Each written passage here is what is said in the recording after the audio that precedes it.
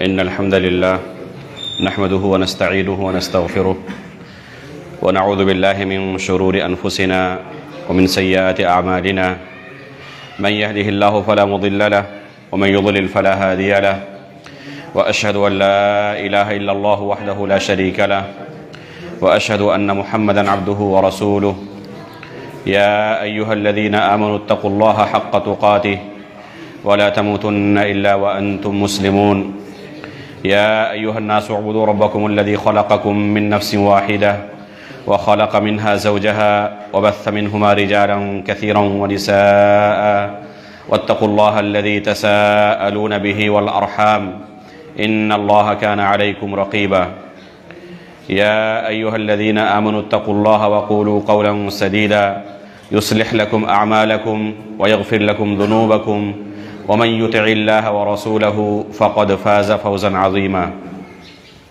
أما بعد فإن أصدق الحديث كتاب الله وأحسن الهدي هدي محمد صلى الله عليه وسلم وشر الأمور محدثاتها وكل محدثة بدعة وكل بدعة ضلالة وكل ضلالة في النار. محترم و مکرم حاضرین مجلس، اللہ رب العالمین کا ہم شکریہ ادا کرتے ہیں کہ اللہ رب العالمین نے اس مسجد کے اندر ہمیں بیٹھنے اور دعوت و تبلیغ کے متعلق دو چار باتیں سننے اور سیکھنے کا یہ موقع ہمیں عنایت فرمایا ہے۔ اللہ رب العالمین سے ہم دعا کرتے ہیں کہ اللہ رب العالمین اس مجلس کو ہمارے لیے مبارک اور نفع بخش بنائے اور ان باتوں پر ہمیں عملی میدان میں کام کرنے کی توفیق بھی عطا فرمائیں۔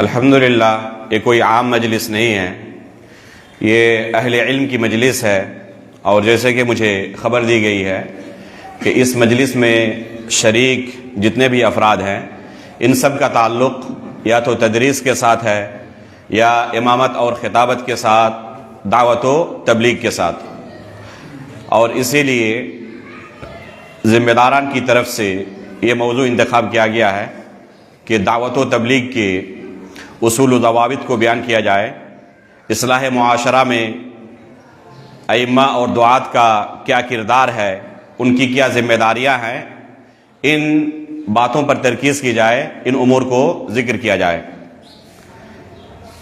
میرے بھائیوں، اللہ رب العالمین نے ہمیں جو مقام و مرتبہ عطا کیا ہے وہ بہت ہی عظیم ہے۔ ہم تمام کے تمام لوگ اللہ رب العالمین کے چنے ہوئے لوگ ہیں، چنندہ بندے ہیں۔ اللہ رب العالمین کا قرآن کریم کے اندر ارشاد ہے ثم اورثنا الکتاب الذین اصطفینا من عبادنا، اس کتاب کے لیے ہم نے اپنے بندوں میں سے بعض بندوں کو چن لیا ہے، انتخاب کر لیا ہے۔ اللہ رب العالمین کے ہم چنندہ بندے ہیں۔ اللہ رب العالمین نے کتاب اللہ کی خدمت کے لیے، شریعت کی خدمت کے لیے ہمیں چن لیا ہے۔ اللہ رب العالمین کے اس کلام کی تفسیر آپ کو نبی صلی اللہ علیہ وسلم کے قول میں مل جائے گی۔ آپ صلی اللہ علیہ وسلم کا ارشاد ہے العلماء ورثۃ الانبیاء، کہ یہ علماء انبیاء کے وارث ہیں۔ وراثت کس چیز میں؟ درہم و دینار میں۔ انبیاء اپنے بعد جو بھی درہم و دینار چھوڑتے ہیں وہ وراثت میں شامل نہیں ہوتی، یہاں تک کہ جس طرح کسی دوسرے شخص کی وفات ہو تو اس کے ترکے کو اس کے وارثین کے درمیان تقسیم کیا جاتا ہے۔ انبیاء کرام کی وفات کے بعد ان کے وارثین کے درمیان ان کے ترکے کو تقسیم نہیں کیا جاتا۔ تو انبیاء کے وارث ہونے کا کیا معنی ہے؟ انبیاء کے وارث ہونے کا معنی یہ ہے کہ انبیاء کا جو مشن تھا اس مشن کے یہ وارث ہیں، انبیاء کی جو دعوت تھی اس دعوت کے یہ وارث ہیں، انبیاء کی جو ذمہ داریاں تھیں ان ذمہ داریوں کے یہ وارث ہیں۔ اللہ رب العالمین نے انبیاء اکرام کو لوگوں کی رشد و ہدایت کے لیے بھیجا تھا، شریعت کی تبلیغ کے لیے بھیجا تھا، لوگوں کو صحیح راستے پر لانے کے لیے بھیجا تھا۔ انبیاء اکرام کی وفات کے بعد اب یہ علماء اکرام کی ذمہ داری ہے کہ اس مشن کو آگے بڑھائیں، لوگوں تک صحیح دین کو پہنچائیں، کیونکہ دین کو حاصل کرنے کا، دین کو سیکھنے کا یہی مؤثر طریقہ ہے کہ اہل علم سے اسے حاصل کیا جائے۔ اللہ رب العالمین چاہتا تو صرف کتاب نازل کر دیتا اور کتاب نازل کر کے یہ کہہ دیتا کہ اسی کتاب کو تم لوگ پڑھ لو اور اس کے مطابق اپنی زندگی گزارنے کی کوشش کرو، لیکن اللہ رب العالمین نے صرف کتاب نازل نہیں کی بلکہ ساتھ میں انبیاء اکرام کو نازل کیا، انہیں مبلغ بنا کر بھیجا۔ اسی طرح اللہ کے رسول صلی اللہ علیہ وسلم کسی علاقے میں جب دین کی تبلیغ کرنے کے لیے ضرورت محسوس کرتے تو وہاں پر صرف قرآن کریم کے نسخے نہیں بھیج دیتے، قرآن کی آیتیں جو صحابہ اکرام کے درمیان لکھی ہوئی تھی، گرچہ پورا قرآن مصحف کی شکل میں ایک جگہ اللہ کے رسول کے زمانے میں جمع نہیں ہوا تھا، لیکن قرآن لکھا ہوا تھا۔ صحابہ اکرام درخت کے چھالوں پر، پتوں پر، درختوں پر، ہڈیوں پر، چمڑوں پر قرآن کریم کو لکھا کرتے تھے، سینوں کے اندر محفوظ بھی تھا اور ان مختلف چیزوں میں قرآن کریم لکھا ہوا بھی تھا۔ اللہ کے رسول چاہتے تو قرآن لکھ کر دور دراز کے علاقوں میں بھیج دیتے، اپنی احادیث کو لکھ کر دور دراز کے علاقوں میں بھیج دیتے کہ ان قرآن کی آیتوں پر، ان احادیث پر آپ عمل کر لیں، لیکن نہیں، نبی صلی اللہ علیہ وسلم نے کبھی بھی یہ طریقہ اختیار نہیں کیا، بلکہ جن جگہوں پر ضرورت محسوس کی صحابہ اکرام کو مبلغ بنا کر بھیجا، داعی بنا کر بھیجا، عملی تطبیق کے لیے بھیجا، کیونکہ دین کی تبلیغ کا یہی طریقہ ہے کہ اسے کتاب سے نہیں بلکہ اہل علم سے حاصل کیا جائے، اہل علم کے سامنے بیٹھ کر شریعت کے نصوص کو سمجھنے کی کوشش کی جائے۔ انبیاء اکرام کے گزرنے کے بعد یہ علماء اکرام کی ذمہ داری ہے۔ اللہ رب العالمین نے ہمیں بہت بڑا اونچا مقام عطا کیا ہے، اور ظاہر سی بات ہے جس چیز کی فضیلت زیادہ ہوتی ہے اس کی ذمہ داری بھی اسی طرح بڑی ہوتی ہے۔ یہ صرف فضیلت حاصل کرنے کی چیز نہیں ہے کہ ہم خوش ہو جائیں کہ اللہ رب العالمین نے ہمارا مقام بہت اونچا رکھا ہے، بلکہ ہماری اوپر اللہ رب العالمین نے ذمہ داری بھی اسی طرح عائد کی ہے جس طرح ہمیں اونچا مقام عطا کیا ہے۔ یہ ذمہ داریاں اگر ہم صحیح طور پر ادا کرتے ہیں تب ہمیں یہ فضیلت حاصل ہوگی، لیکن اگر ان ذمہ داریوں کو ہم ادا نہ کریں، جو ہمارے اوپر خود سب سے پہلے ذمہ داریاں عائد ہوتی ہیں، اپنے نفس پر سب سے پہلے اپنے نفس پر ان کی تطبیق نہ دیں، خود ان پر عمل نہ کریں، جو شریعت ہم پڑھ رہے ہیں خود ان پر عمل نہ کریں، تو یہ دین، یہ شریعت، یہ کتاب و سنت، یہ سب ہمارے لیے وبال جان بن جائے گا۔ آپ نے بارہا یہ حدیث سنی ہوگی، کتابوں کے اندر پڑھا ہوگا کہ سب سے پہلے جہنم کو علماء کرام کے ذریعے جلایا جائے گا۔ یہ کون سے علماء کرام ہوں گے؟ جو پڑھتے تو تھے، شریعت کا علم تو اچھی طرح حاصل کیے تھے، لیکن جب عمل کی باری آئی تو سب سے پیچھے تھے۔ یہ علم کے اندر کمی نہیں تھی، لیکن علم کے مطابق عمل نہیں تھا، اس لیے سب سے پہلے جو علم ہم نے حاصل کیا ہے اس کے اولین مخاطب خود ہم ہیں کہ سب سے پہلے اپنے نفس پر اس علم کی تطبیق دیں۔ ہمارے عمل سے ظاہر ہونا چاہیے کہ ہم نے کچھ پڑھا ہے، جیسے کہ اللہ کے رسول صلی اللہ علیہ وسلم کی مشہور حدیث ہے کہ اگر اللہ رب العالمین نے کسی کو مال و دولت سے نوازا ہے تو اس کے اوپر اس مال کا اثر ظاہر ہونا چاہیے۔ اب اگر کوئی بہت زیادہ مالدار ہے، کروڑ پتی ہے، لیکن خود فقیروں کی طرح رہتا ہے، کپڑے سے، گھر بار سے، ہر چیز سے فقیری جھلک رہی ہے، تو لوگ جب جانیں گے کہ یہ خود فقیر ہے تو اس کے پاس کوئی ہاتھ پھیلانے کے لیے آئے گا؟ ظاہر سی بات ہے کہ اسے لوگ دینے کے بارے میں سوچیں گے، لینے کے بارے میں نہیں۔ اس لیے اللہ کے رسول صلی اللہ علیہ وسلم نے ایک صحابی کو دیکھا جو اسی طرح پراگندہ حال تھا، پوچھا کہ اللہ رب العالمین کی نعمت، مال اور دولت کی نعمت آپ کو ملی ہوئی نہیں ہے؟ انہوں نے کہا کہ اللہ تعالیٰ نے مجھے بہت زیادہ نوازا ہے، ہر طرح کی نعمتوں سے نوازا ہے۔ تو اللہ کے رسول نے کیا فرمایا کہ اس نعمت کا اثر آپ کے اوپر ظاہر ہونا چاہیے، تاکہ لوگوں کو پتا چلے کہ آپ کے پاس یہ نعمت موجود ہے۔ یہی حال علم کا بھی ہے. لوگوں کو پتا چلنا چاہیے کہ آپ کے پاس علم ہے. یہ پتا کب چلے گا؟ دو طریقوں سے چلے گا. سب سے پہلے خود اس علم پر آپ عمل کرنے والے ہوں، اور دوسرا طریقہ جو آپ نے علم حاصل کیا ہے اسے دوسروں تک پہنچائیں. ایسا نہیں کہ آپ کے پاس علم ہے لیکن آپ چپکے سے اپنے گھر کے اندر دبکے ہوئے ہیں، کسی کو پتا ہی نہیں کہ ان کے پاس بھی علم ہے اور ان کے ذریعے بھی ہم علمی استفادہ کر سکتے ہیں. اگر کوئی شخص ظاہر ہی نہ ہو، جمعہ کے دن سب سے آخر میں مسجد میں پہنچنے والا ہو، کہیں پر کوئی سوال کیا جائے علم رہنے کے باوجود خاموش ہو اور دوسرے لوگوں کو موقع دے جن کے پاس علم نہیں ہے، تو ظاہر سی بات ہے کہ جب لوگوں کو علم ہی نہیں رہے گا کہ آپ کے پاس شریعت کا علم ہے تو آپ سے لوگ استفادہ کا حق نہیں کر پائیں گے. اس لیے اس علم کا اثر ہمارے اوپر ظاہر ہونا چاہیے، عمل کے ذریعے بھی، دعوت و تبلیغ کے ذریعے بھی. تو یہ جو اللہ رب العالمین نے ہمیں مقام و مرتبہ عطا کیا ہے تو اسی حساب سے ہمارے اوپر بہت بڑی ذمہ داری بھی عائد کی ہے. ہم انبیاء کے وارث ہیں، اور انبیاء کے وارث ہونے کا معنی یہ ہے کہ جو ذمہ داری ان پر تھی دین کی دعوت اور تبلیغ کی، وہی ذمہ داری علماء کرام پر ہے، اہل علم پر ہے، طلبہ علم پر ہے کہ جس چیز کو وہ سیکھ رہے ہیں اسے دوسروں تک پہنچائے.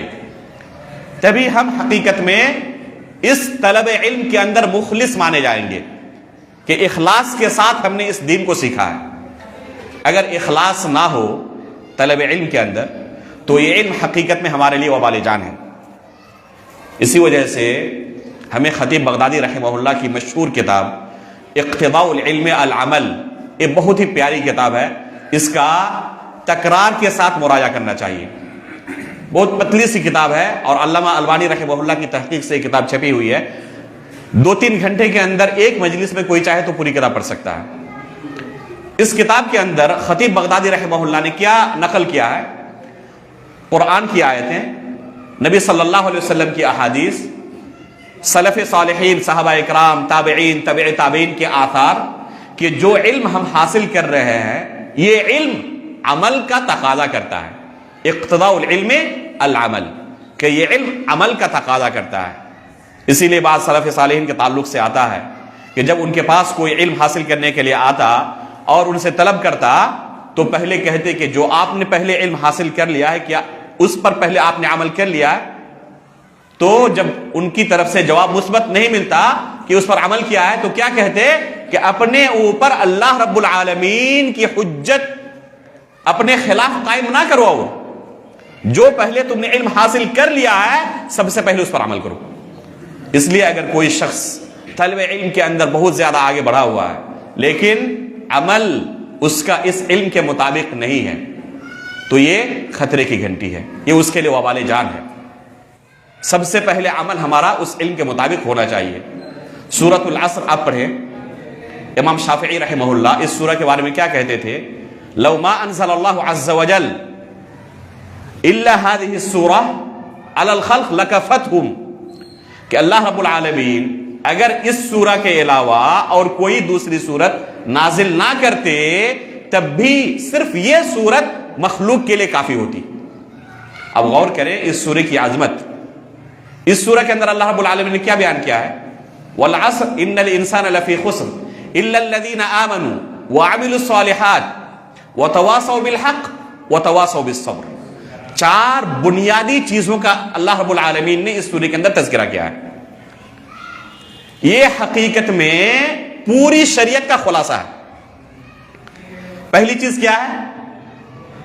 تمام کے تمام انسان گھاٹے میں ہے، خسارے میں ہے سوائے 4 قسم کے لوگوں کے. یہ کون لوگ ہیں؟ الا الذین آمنوا، پہلے نمبر پر جو ایمان لائے. شیخ محمد بن عبد الوہاب رحمہ اللہ نے الاصول الثلاثہ کے اندر شروع میں ہی اس سورہ کا تذکرہ کیا ہے اور اس سے ان 4 مسائل کا استنباط کیا ہے بہت ہی اختصار کے ساتھ اور جامع انداز میں. یہ پہلی جو صفت ہے الا الذین آمنوا، یہ علم کی دلیل ہے، کیونکہ ایمان بغیر علم کے قابل قبول نہیں ہے. اس کی دلیل کیا ہے؟ اللہ رب العالمین کا قول فعلم انہ لا الہ الا اللہ واستغفر لذنبک. امام بخاری رحمہ اللہ اپنی صحیح کے اندر کتاب العلم کے اندر ایک باب قائم کرتے ہیں، باب العلم قبل القول والعمل، کہ علم کا درجہ قول اور عمل سے پہلے ہے. سب سے پہلے علم حاصل کرنے کی ضرورت ہے، اس کے بعد عمل کی باری آتی ہے. اگر کسی نے علم ہی حاصل نہیں کیا اور عمل کے میدان میں کود پڑے تو ظاہر سی بات ہے کہ بلا علم جب دنیاوی کوئی کام کرنا ممکن نہیں ہے تو کیا شرعی کوئی کام کرنا ممکن ہوگا اس کے لیے؟ ظاہر سی بات ہے کہ ممکن ہی نہیں ہے کہ شرعی کوئی کام بغیر علم کے وہ انجام دے. اس لیے سب سے پہلے علم حاصل کرنا ضروری ہے. اور امام بخاری رحمہ اللہ نے جو یہ باب قائم کیا ہے، یہ امام بخاری رحمہ اللہ پہلے شخص نہیں اس امت کے اندر جنہوں نے یہ استنباط کیا ہے، بلکہ امام بخاری رحمہ اللہ سے پہلے بھی ان کے اساتذہ اور اساتذہ کے اساتذہ کے طبقے میں ان علماء کرام نے بھی اسی آیت سے یہی استنباط کیا ہے کہ علم کا درجہ عمل سے پہلے ہے. مثلا سفیان بن عیینہ رحمہ اللہ یہی استدلال کرتے ہیں اس آیت سے، العلم قبل القول والعمل، کہ علم یہ عمل اور قول سے پہلے ہے. بغیر علم کے کوئی بھی عمل قابل قبول نہیں ہے. اس لیے ہم ہر نماز کے اندر سورہ فاتحہ پڑھتے ہیں اور اس میں کیا دعا کرتے ہیں؟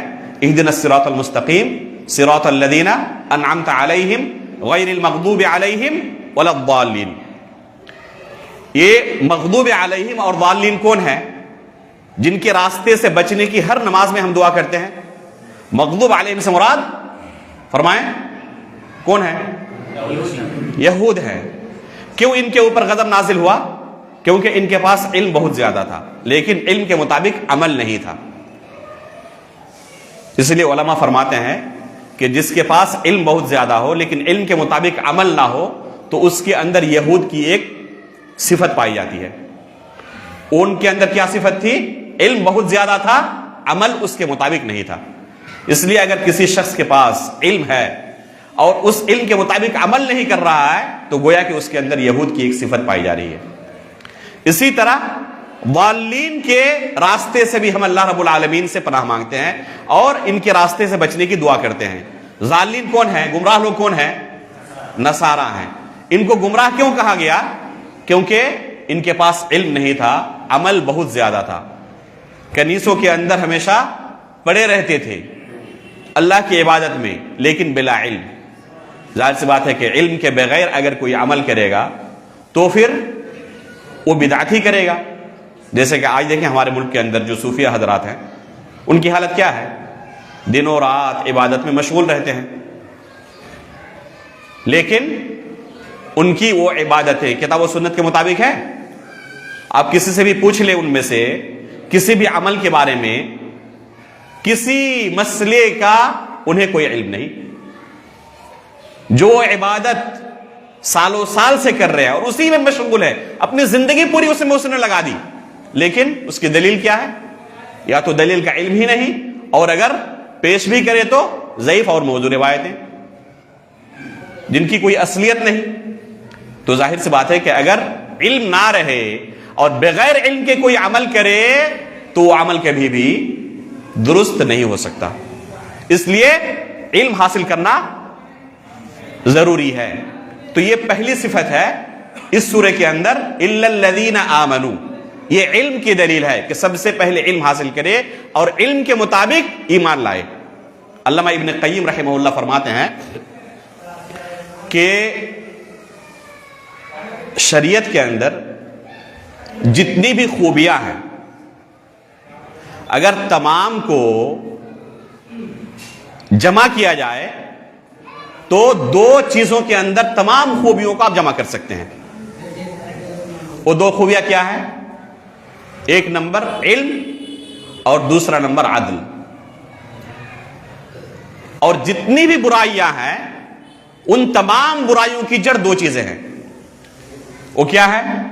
علم کے مقابل میں جہل، جہالت، اور عدل کے بالمقابل ظلم. تمام برائیوں کی جڑ جہالت اور ظلم ہے اور تمام خوبیوں کی جڑ کیا ہے؟ تمام خوبیوں کا اصل کیا ہے؟ علم اور عدل. استاد محترم شیخ صالح بن عبداللہ بن حمد العثیمی حفظہ اللہ، جو ہیئت و کبار العلماء سعودی عرب کی اس علمی کمیٹی کے رکن تھے چند سالوں پہلے، اور مسجد نبوی میں جن کے مسلسل دروس ہوتے رہتے ہیں، علامہ ابن قیم رحمہ اللہ کی یہ عبارت جب بھی بیان کرتے ہیں تو اس پر نوٹ چڑھاتے ہوئے کہتے ہیں کہ عدل بھی، انصاف بھی بغیر علم کے ممکن نہیں ہے۔ اگر کسی قاضی کے پاس علم نہ رہے تو وہ انصاف کر پائے گا؟ وہ انصاف نہیں کر پائے گا۔ اس لیے اللہ کے رسول صلی اللہ علیہ وسلم نے قضات کی، ججوں کی، قاضیوں کی 3 قسمیں بیان کی ہیں، 2 جہنمی ہیں اور 1 جنتی ہے۔ 2 جہنمی کون کون ہے؟ پہلا نمبر، جس کے پاس علم نہ رہے اور وہ فیصلہ کرے۔ یہ نہیں کہا کہ علم نہ رہے اور اس کے بعد غلط فیصلہ کرے، بلکہ بغیر علم کے فیصلہ کرے۔ آپ کے پاس کوئی قضیہ آیا اور آپ نے بغیر علم کے دونوں کے درمیان فیصلہ کر دیا، ہو سکتا ہے کہ فیصلہ درست بھی ہو جائے، ہو سکتا ہے کہ غلط ہو۔ بغیر علم کے اگر اس نے فیصلہ کیا ہے تو وہ جہنمی ہے۔ دوسرے نمبر پر جو جہنمی ہوگا، جس کے پاس علم ہے لیکن علم کے مطابق فیصلہ نہیں کرتا ہے، جانتا ہے کہ فلاں ظالم ہے اور فلاں مظلوم ہے، لیکن مظلوم کو سزا دے رہا ہے اور ظالم کو چھوڑ رہا ہے، تو یہ بھی جہنمی ہوگا۔ اور جو جنتی ہوگا کون ہے؟ جس نے پہلے علم حاصل کیا ہے، جاننے کی تحقیق کرنے کی کوشش کی ہے اور پھر اس علم کے مطابق فیصلہ بھی کر رہا ہے، تو وہ صرف جنتی ہوگا۔ یہ دنیاوی معاملات کے اندر اگر یہ ہو، شرعی معاملات کے بارے میں کیا خیال ہے؟ اگر کوئی شخص دنیاوی معاملات کے اندر اس طرح فیصلہ کرے اور اس کی یہ سزا ہو کہ وہ جہنمی ہوگا، اگر کوئی شرعی مسائل کے اندر فیصلہ کرے، بغیر علم کے لوگوں کی رہنمائی کرے، شرعی رہنمائی، کہ آپ کو ایسے نماز پڑھنا ہے، ایسے روزے رکھنا ہے، ایسے دعوت و تبلیغ کرنی ہے، عقیدے کا یہ مسئلہ اس طرح ہے، اور خود وہ مسئلے کی جانکاری نہ رکھتا ہو، علم نہ رکھتا ہو، اگر اسے پڑھنے کے لیے کہا جائے کہ اس مسئلے کی دلیل کیا ہے، تو جن کتابوں کے اندر دلیلیں ملیں گی، کتابوں کا نام بھی اس نے نہیں سنا ہے، پڑھنا تو دور کی بات، 1 سطر پڑھ بھی نہیں سکتا، اور وہ کیا کر رہا ہے؟ فیصلہ کر رہا ہے، شریعت کی رہنمائی کر رہا ہے۔ علامہ ابن قیم رحمہ اللہ نے ابن الجوزی رحمہ اللہ کا یہ قول نقل کیا ہے، یہ دیکھیں سلف صالحین کا اس معاملے میں کس قدر سختی تھی اور ان کا واضح بیان کس طرح تھا۔ فرماتے ہیں کہ ایسے لوگ بالکل اسی طرح ہیں کہ کوئی چوراہے پر کھڑا ہو جائے اور اسے راستے کا علم نہیں ہے، 4 طرف 4 راستے جا رہے ہیں، کون سا راستہ کس طرف جا رہا ہے وہ جانتا ہی نہیں ہے، اور لوگوں کو رہنمائی کر رہا ہے۔ کسی کو دلی جانا ہے تو اس راستے سے آپ چلے جائیں، وہ خود جانتا نہیں ہے کہ یہ راستہ دلی جائے گا، کلکتہ جائے گا، ممبئی جائے گا، اور وہ لوگوں کی رہنمائی کر رہا ہے، تو اس کی حالت کیا ہوگی؟ کہ اسی طرح شرعی مسائل کے اندر رہنمائی کرنے والا ہے، جو خود علم نہیں رکھتا اور لوگوں کی رہنمائی کر رہا ہے، وہ خود گمراہ ہوگا اور دوسروں کو کیا کرے گا؟ گمراہ کرے گا۔ ایسے ہی لوگوں کے بارے میں اللہ کے رسول صلی اللہ علیہ وسلم نے، صحیح بخاری کی حدیث ہے، بیان کیا ہے کہ ان هذا العلم ينتزع انتزاعا حتى اذا لم يبق عالما اتخذ الناس رؤوسا جهالا۔ قرب قیامت کی یہ صفت ہے، علماء جب کم ہو جائیں گے یا ختم ہونے لگیں گے تو جاہلوں کو مفتی بنا لیا جائے گا۔ اتخذ الناس رؤوسا جہالا، جاہلوں کو اپنا رئیس اور سردار بنا لیں گے۔ حافظ ابن حجر اور علامہ قسطلانی رحمہ اللہ اپنی صحیح بخاری کی شرح کے اندر اس جملے کی شرح کرتے ہوئے فرماتے ہیں کہ اس سے پتہ چلتا ہے کہ اصل سرداری اور اصل ریاست یہ علم کی ریاست ہے۔ یہاں پر سردار سے مراد یہ گاؤں کے جو سردار ہوتے ہیں، دنیائی معاملات میں فیصلے کرنے والے، وہ مراد نہیں ہے۔ اصل ریاست کیا ہے؟ یہ علم کی ریاست ہے، جو لوگوں کو دین کی رہنمائی کرتا ہے، وہ سردار مراد ہے یہاں پہ۔ اتخذ الناس رؤوسا جہالا، پھر کیا ہوگا؟ فیسألون، ان سے سوال کیا جائے گا، لوگ آئیں گے اور ان سے دینی مسائل کے بارے میں استفسار کریں گے۔ جب ان کے پاس علم ہی نہیں ہے تو ظاہر سی بات ہے کہ بلا علم یہ فتوی دیں گے، یہ فتوی دیں گے اور لوگ ان کے فتوے پر عمل بھی کریں گے. نتیجہ کیا نکلے گا؟ یضلون و یضلون. یہ خود گمراہ ہوں گے، دوسروں کو گمراہ کریں گے. یہ خود گمراہ ہوں گے اور دوسروں کو گمراہ کریں گے. اب یہاں ایک سوال آتا ہے کہ جب سائل بھی جاہل ہے، مسئلے کا علم نہیں، اس لیے وہ سوال کرنے کے لیے آیا ہے، تو اپنے ہی طرح ایک دوسرے جاہل سے سوال کیوں کر رہا ہے؟ یہ سوال آتا ہے نہیں ذہن میں کہ جب سوال کرنے والا خود جاہل ہے اور جس کے پاس آیا اس کی حالت بھی وہی ہے، وہ بھی نہیں جانتا، تو ایک جاہل دوسرے جاہل کو سوال ہی کیوں کر رہا ہے؟ اس کی وجہ یہی ہے جو آج کل ہمیں نظر آ رہی ہے میدان کے اندر. اس کی وجہ یہ ہے کہ گرچہ جہالت میں دونوں شریک ہیں، لیکن ایک نے اپنی بھیس، اپنا حلیہ، اپنی شکل و صورت کس طرح بنا رکھی ہے؟ عالم کی طرح. لوگوں کو دھوکہ دیتے ہیں، گرچہ وہ عالم نہیں لیکن لوگوں کو دھوکہ دیتے ہیں کہ میرے پاس بھی شریعت کا علم ہے. حالانکہ حقیقت میں کیا ہے؟ علم ہونا تو دور کی بات، علم کی کتابوں کا نام بھی انہیں پتا نہیں. پڑھنے کے لیے کہا جائے تو ایک سطر بھی پڑھنے کی صلاحیت نہیں ہے. اور اپنا حلیہ کس طرح بنا کے رکھا ہے؟ اپنے آپ کو عالم کی طرح، مبلغ کی طرح، داعی کی طرح، مفتی کی طرح پیش کرتے ہیں لوگوں کے سامنے. یہی حالت بالکل آج ہمیں نظر آ رہی ہے.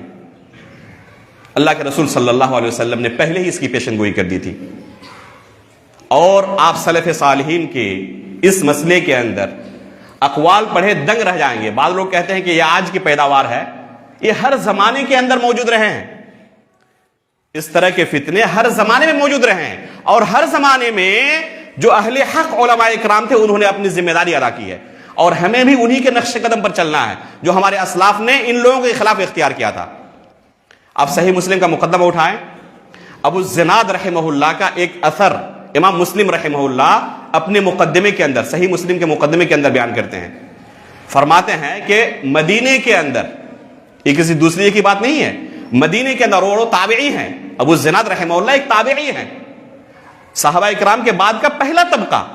اسی زمانے میں اس طرح کے فتنے ظاہر ہو چکے تھے. فرماتے ہیں ادرکت بالمدینۃ مئۃ کلہم مأمون لا یؤخذ عنہم العلم یقال لیس من اہلہ.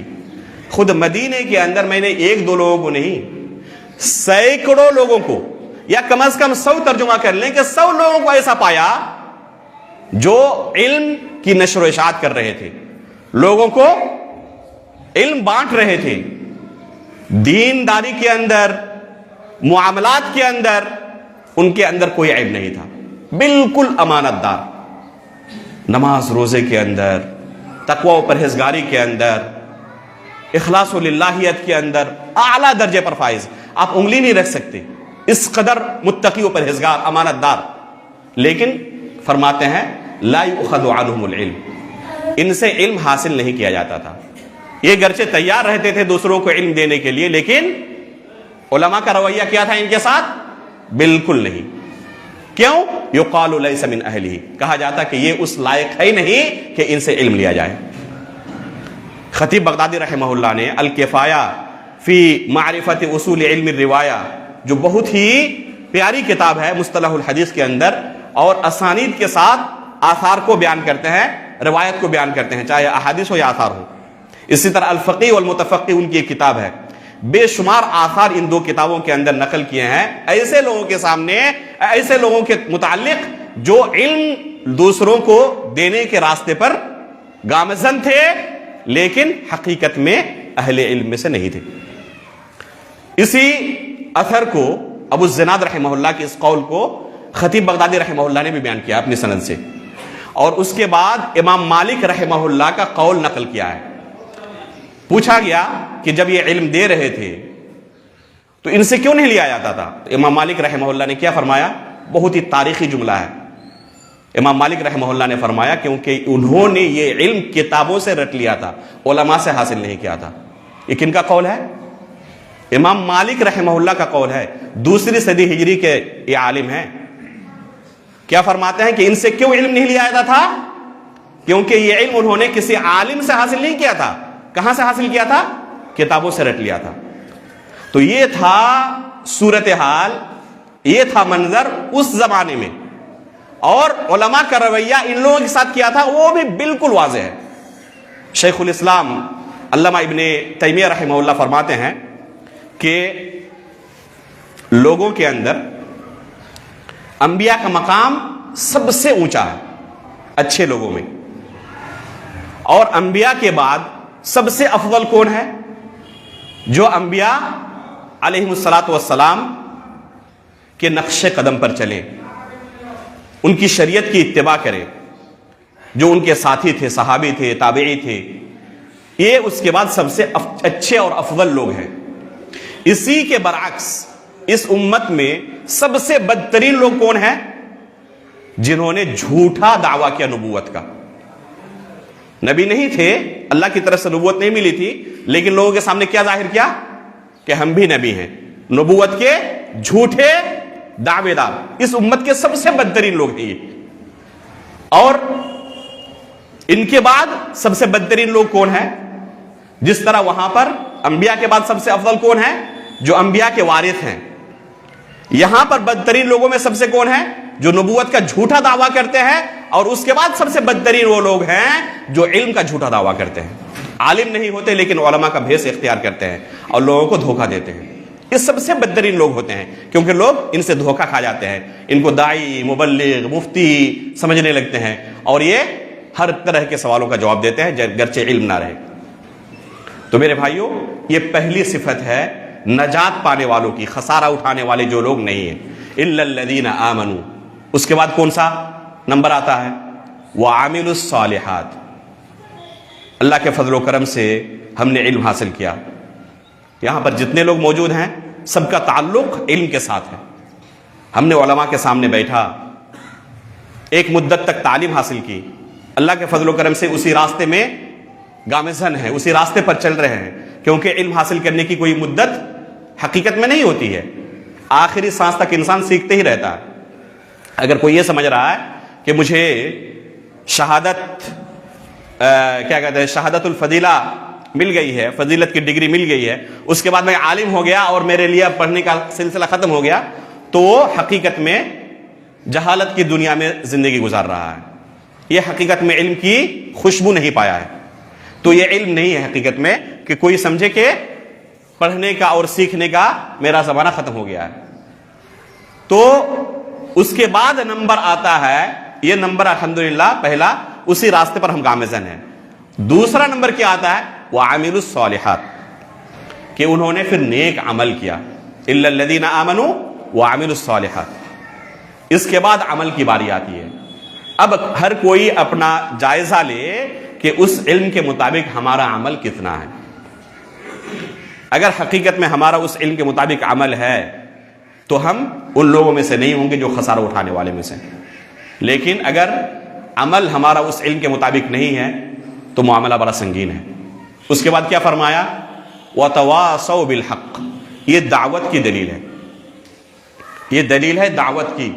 آپ نے علم حاصل کیا، الحمدللہ عمل بھی اس کے مطابق کر رہے ہیں، یہ کافی نہیں ہے، بلکہ اس کے بعد اس علم کی طرف لوگوں کو دعوت دینی ہے، لوگوں کو یہ علم پہنچانا ہے۔ علم حاصل کرنے کے بعد خود اس پر عمل کیا لیکن کبھی کسی کو بتایا نہیں، ہمیشہ سب سے پیچھے رہے، تو آپ نے اس علم کے ساتھ ناانصافی کی۔ جس طرح مال نصاب کو پہنچ جائے تو اس پر زکوٰۃ واجب ہو جاتی ہے، اسی طرح علم کا معاملہ ہے۔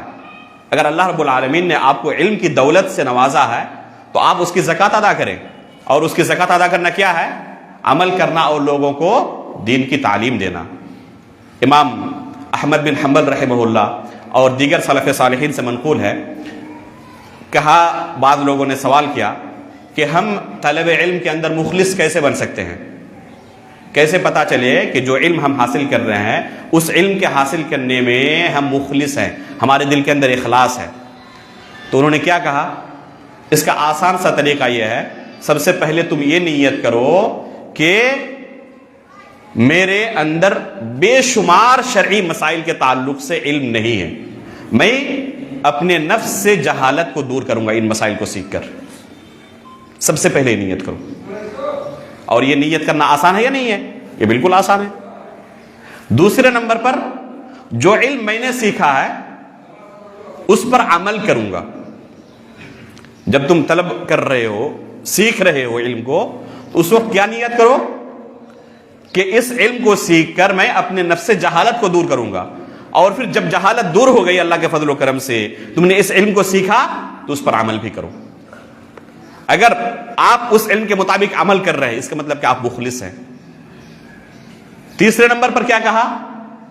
اس کے بعد دوسرے جو جاہل ہیں، شرعی مسائل کے تعلق سے لا علم ہے، انہیں ان مسائل کی جانکاری دو، دوسروں سے جہالت کو دور کرو۔ یہ تیسرا مرتبہ ہے۔ اور چوتھا مرتبہ ہے کہ اس علم کی حفاظت کرو۔ ایسا نہیں کہ ہم نے پڑھ لیا تھا، الحمدللہ پڑھنے کے زمانے میں بہت زیادہ مراجعہ کرتے تھے، تکرار کرتے تھے، لیکن جب ڈگری مل گئی تو اب اس کے بعد اس علم کو ہم نے بھلا دیا، اس کے ساتھ اب کوئی تعلق نہیں، نہ عمل کا تعلق، نہ دعوت کا تعلق، اور نہ تکرار اور مراجعے کا تعلق، اس کی حفاظت کا کوئی اہتمام۔ چوتھے نمبر پر انہوں نے کیا کہا؟ صیانتہ، اس علم کی حفاظت کرنا۔ اس لیے میرے بھائیوں ضرورت ہے کہ اگر ایک زمانے میں ہم نے اس علم کو حاصل کیا ہے اور آج اس سے دور ہو چکے ہیں تو اس کے ساتھ پھر دوبارہ جڑ جائیں، جو چیزیں آپ نے پڑھی ان کا مراجعہ کریں، علماء کی مجلسوں میں بیٹھنے کی کوشش کریں۔ اللہ کے فضل و کرم سے آج انٹرنیٹ کے زمانے میں دور دراز کے علاقوں میں موجود کبار علماء سے ہم فائدہ اٹھا سکتے ہیں۔ کوئی عالم دین سعودی عرب کے اندر ہے، ہم وہاں سفر نہیں کر سکتے، ان کے پاس جا کر بیٹھ نہیں سکتے پڑھنے کے لیے، لیکن چاہیں تو آپ یہیں سے ان کے علم سے فائدہ اٹھا سکتے ہیں۔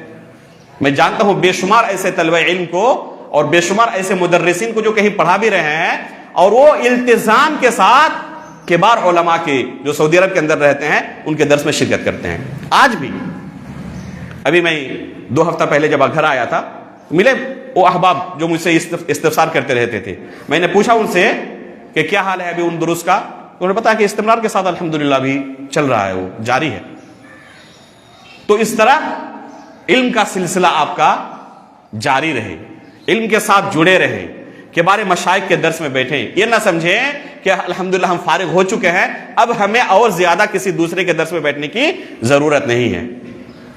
جو احباب مدینہ اور مکہ کا سفر کیے ہیں وہ جانتے ہوں گے کہ وہاں جب مشائخ کے دروس ہوتے ہیں تو ان کے دروس میں جس طرح طلبہ بیٹھتے ہیں اسی طرح یونیورسٹی کے اندر جو پروفیسر ہے خود پڑھا رہے ہیں، وہ خود دکتور ہیں، لیکن وہ بھی آ کر درس میں بیٹھتے ہیں۔ ہو سکتا ہے کہ اس درس سے ہمیں کوئی چیز پتا چل جائے جس کا ہمیں پہلے علم نہیں تھا، کم از کم اتنا تو ہوگا کہ جن کا ہم پہلے سے علم رکھتے تھے ان کا اعادہ ہو جائے گا، تکرار ہو جائے گی، اور اللہ رب العالمین کی رحمت نازل ہوتی ہے ایسی مجلسوں پر، تو کم از کم اس کے ہم حقدار ہو جائیں گے، یا اس کے ہم کیا کہتے ہیں اس برکت کے اندر ہم شرکت کر لیں گے۔ اس مقصد سے وہ بیٹھتے ہیں ان دروس میں اور ان سے فائدہ حاصل کرنے کے، علم حاصل کرنے کی کوشش کرتے ہیں۔ تو اللہ رب العالمین نے ہمیں نعمت دی ہے، ہم چاہے تو یہیں سے بیٹھ کر علامہ البانی رحمہ اللہ، علامہ محمد بن امان الجامی رحمہ اللہ، شیخ صالح الفوزان، علامہ ابن باز رحمہ اللہ، شیخ ابن عثیمین رحمہ اللہ، شیخ سلیمان الرحیلی حفظہ اللہ، ان تمام علماء کے کبار علماء کے دروس الحمدللہ انٹرنیٹ پر موجود ہیں۔ آپ جانتے ہیں شیخ ابو زید ضمیر کا نام سنا آپ لوگوں نے؟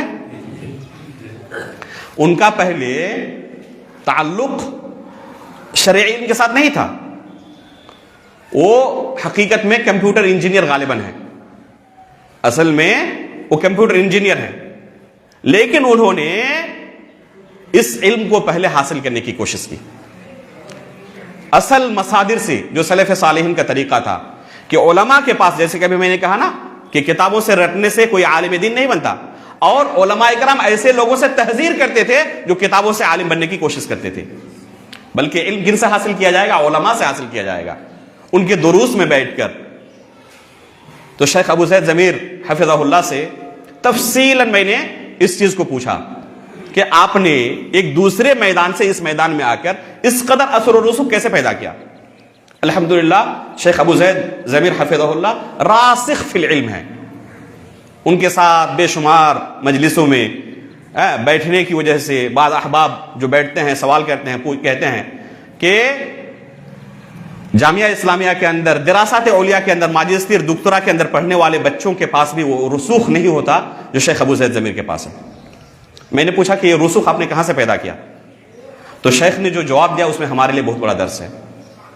شیخ نے کہا کہ سب سے پہلے میں نے علامہ البانی رحمہ اللہ سے یعنی ابتدائی معلومات حاصل کرنے کے بعد، تاکہ تھوڑی بہت عربی سمجھنے میں آ جائے، اور اللہ کے فضل و کرم سے یہاں پر جتنے لوگ بیٹھے ہوئے ہیں مجھے یقین ہے کہ تھوڑی سی مدت میں عربی درس کو بغیر کسی ترجمے کے آپ سمجھ سکتے ہیں. تھوڑے سے دنوں کی محنت کی ضرورت ہے، مہینہ 2 مہینہ کے بعد آپ بالکل سمجھنے لگیں گے. سمجھنے میں کوئی پریشانی نہیں ہوگی، بولنے میں پریشانی ہو سکتی ہے اور واقعی ہوتی بھی ہے، لیکن سمجھنے میں کوئی خاص پریشانی آپ کو نہیں ہوگی. اگر آپ نے مدرسے کی زندگی میں 8 سال کی مدت گزارا ہے تو عربی کتابوں سے اتنے زمانوں تک آپ کا تعلق رہا ہے، آپ کو سمجھنے میں انشاءاللہ پریشانی نہیں ہوگی. شیخ ابو زید ضمیر حفظہ اللہ نے کہا کہ ابتدائی معلومات حاصل کر لینے کے بعد میں نے شیخ البانی رحمہ اللہ کو اپنا مدرس بنایا کہ شیخ البانی سے سب سے پہلے مجھے علم حاصل کرنا ہے. اس کا طریقہ کیا ہے؟ انٹرنیٹ کے اندر سینکڑوں دروس شیخ کے موجود ہیں. شیخ نے کہا کہ تقریباً میں نے تمام دروس کو، جو ایک کیسٹ تقریباً گھنٹے کی ہے، 2 گھنٹے کی ہے، 1.5 گھنٹے کی ہے، اس طرح کی سینکڑوں کیسٹیں میں نے سنی، اور اس طرح شیخ سے میں نے علم حاصل کرتا رہا. ظاہر سی بات ہے کہ علامہ البانی سے کوئی پڑھے اور اس طرح ان کے علم کو اپنے اندر جمع کرنے کی کوشش کرے تو ظاہر سی بات ہے کہ ان کے علم کا حال کیا ہوگا. تو اس طرح اگر کوئی شخص چاہے تو آج اس دور میں کبار مشائخ کے ساتھ جڑ سکتا ہے، ان کے درس میں بیٹھ کر علم حاصل کر سکتا ہے. مسجد نبوی کے اندر شیخ سلیمان الرحیلی حفظہ اللہ کے دروس ہوتے تھے، اور بعض طلبہ جب آن لائن کورونا کے زمانے میں درس ہوتا تھا تو اس وقت بعض طلبہ کے سوالات آتے تھے اسی اس میں لنک پر جو درس چل رہا ہوتا، تو بعض طلبہ کہتے کہ آپ کا درس جس وقت شروع ہوتا ہے ہمارے یہاں فجر کی اذان سے تقریباً 1.5 گھنٹہ 2 گھنٹہ 2.5 گھنٹہ پہلے کا وقت ہے. وہ ہم کیا کرتے ہیں، یا تو عشاء کے بعد فوراً سو جاتے ہیں یا پھر جاگ رہے ہوتے ہیں، رات بھر نیند بہت آتی ہے، اس کے باوجود قلم کاپی لے کر بیٹھے رہتے ہیں کہ نہیں شیخ کا درس رات 2 بجے 2:30 بجے شروع ہونے والا ہے، تو اس درس میں ہم شرکت کرتے ہیں. اس طرح اب غور کریں کہ وہ کسی دوسرے ملک میں بیٹھے ہوئے ہیں لیکن اس طرح مشائخ کے ساتھ جڑے ہوئے ہیں. ایک موبائل کے اندر اپلیکیشن ہے، اس اپلیکیشن کو آپ اہل علم ہیں اسے فائدہ اٹھا سکتے ہیں، ہر کوئی ڈاؤن لوڈ کر کے رکھے اور اسے بیچ بیچ میں ضرور سنتے رہا کریں. اس کا نام ہے مفہرس المحاضرات. یہ دیکھ رہے ہیں، یہ نیچے آپ لکھیں گے جیسے پلے اسٹور پر مفہرس المحاضرات. اتنا بہترین اپلیکیشن ہے، ہر عالم دین کے جس کا تعلق علم کے ساتھ ہے، دعوت و تبلیغ کے ساتھ ہے، امامت و خطابت کے ساتھ ہے، اس کے پاس یہ اپلیکیشن ہونا چاہیے. دوسرے بہت سارے اپلیکیشن ہمارے پاس ہوتے ہیں لیکن علم کے اپلیکیشن بہت کم ہوتے ہیں. اپنے پاس یہ رکھیں، اس کو کلک کریں، آپ دیکھیں گے کہ کن کے دروس موجود ہیں. شیخ البانی رحمہ اللہ کے اکثر و بیشتر دروس آپ اس اپلیکیشن کے اندر پالیں گے.